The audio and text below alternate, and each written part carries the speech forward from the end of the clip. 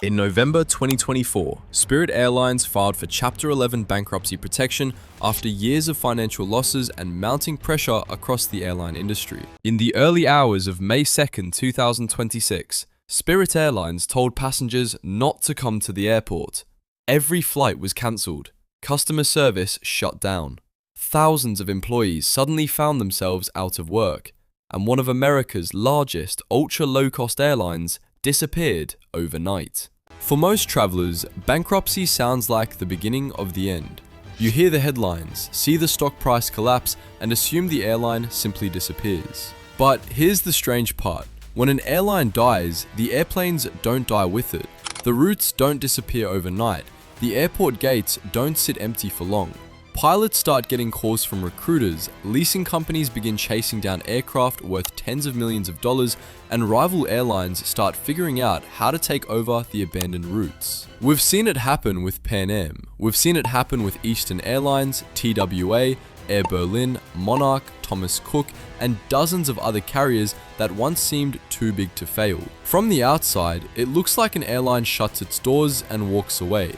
Behind the scenes, it's more like a giant disassembly project. Aircraft are repossessed, employees scatter across the industry, airports fight over gates, passengers get stranded, loyalty points can become worthless, and every piece of the airline gets absorbed by somebody else. Today, we're looking at what actually happens after an airline shuts down and why the final flight is only the beginning of the story.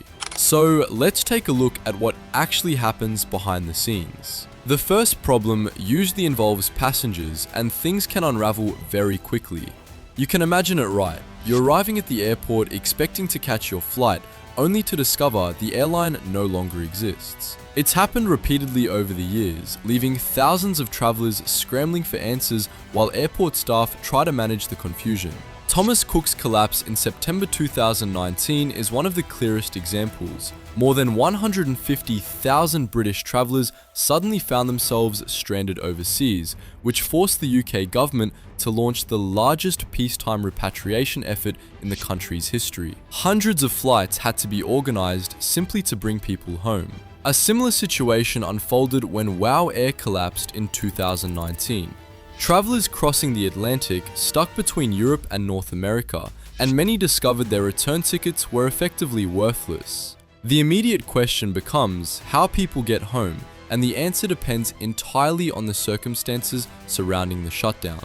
Some airlines step in with discounted rescue fares, governments occasionally coordinate emergency transportation, and other travellers are told to buy a new ticket and hope they recover their money later through bankruptcy proceedings. The problem is that bankruptcy proceedings rarely move quickly.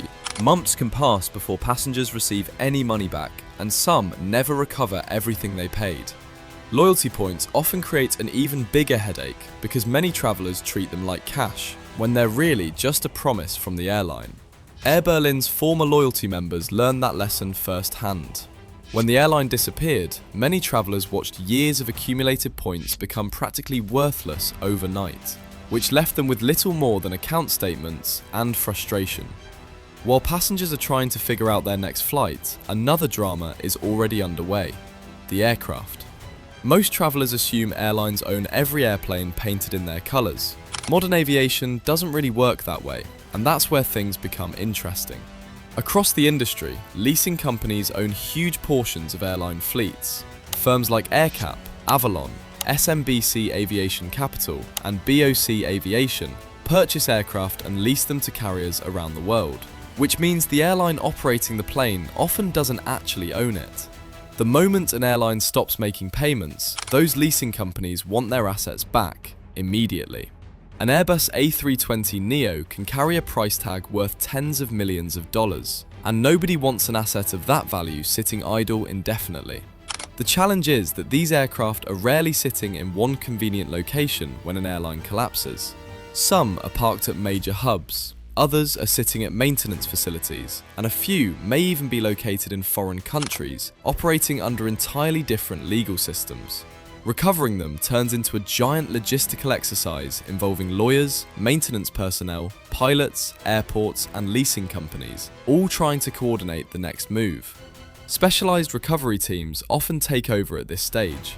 Pilots are brought in to reposition aircraft, paperwork gets verified, maintenance inspections are completed, and the airplanes begin moving toward their next destination.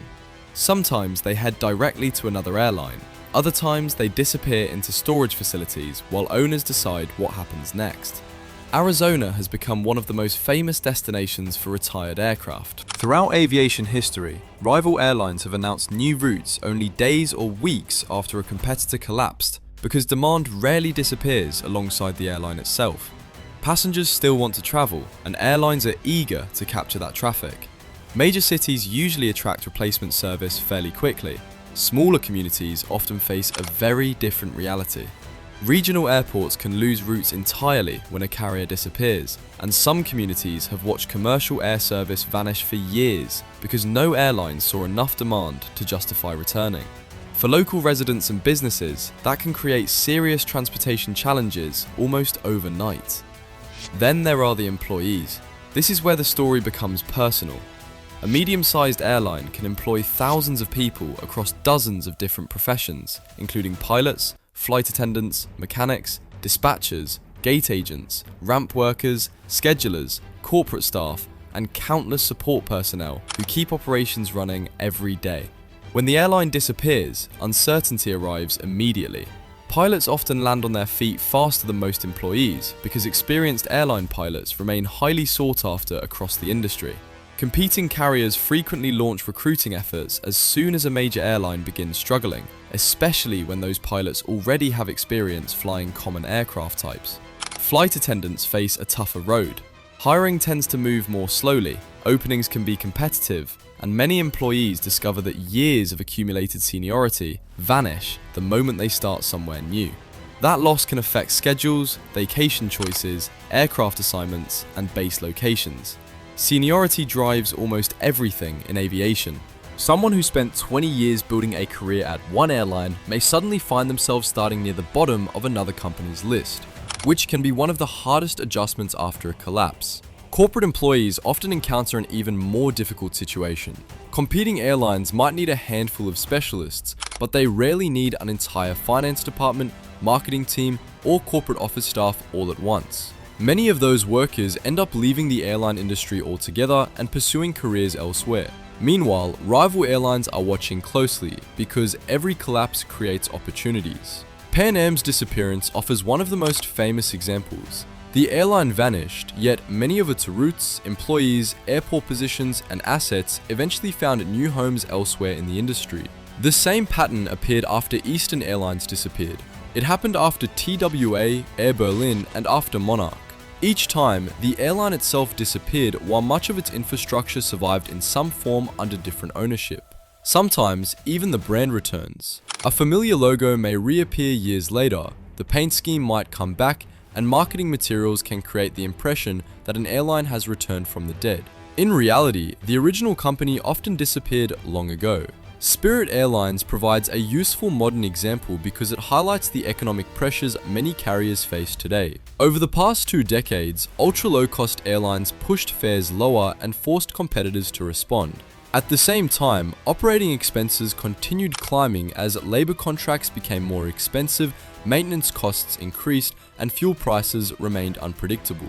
Spirit found itself dealing with many of those pressures at once. Over decades, more than 100 airlines have disappeared. Some couldn't survive economic downturns, others struggled under debt, fuel prices pushed some over the edge, and poor management contributed to more than a few failures. Yet aviation itself keeps moving forward. The airplanes often fly again, the routes eventually return, employees find new employers, and airports adapt to the new reality. One airline disappears and the industry absorbs what remains. That's why the final flight is rarely the end of the story. Once the last passengers step off the aircraft, a massive reshuffling process begins behind the scenes. Airplanes start moving to new owners, airports begin reallocating valuable space, recruiters start calling employees, and competitors start evaluating opportunities. Most passengers never see any of it, but for the aviation industry, that's when the real work starts. If you enjoyed this video, let me know which airline collapse you'd like us to cover next, whether it's Pan Am, Eastern Airlines, WOW Air, Thomas Cook, or another aviation story worth exploring. Don't forget to subscribe for more airline history, aviation business deep dives, and behind-the-scenes stories from the world of commercial aviation. Thanks for watching, and I'll see you in the next one.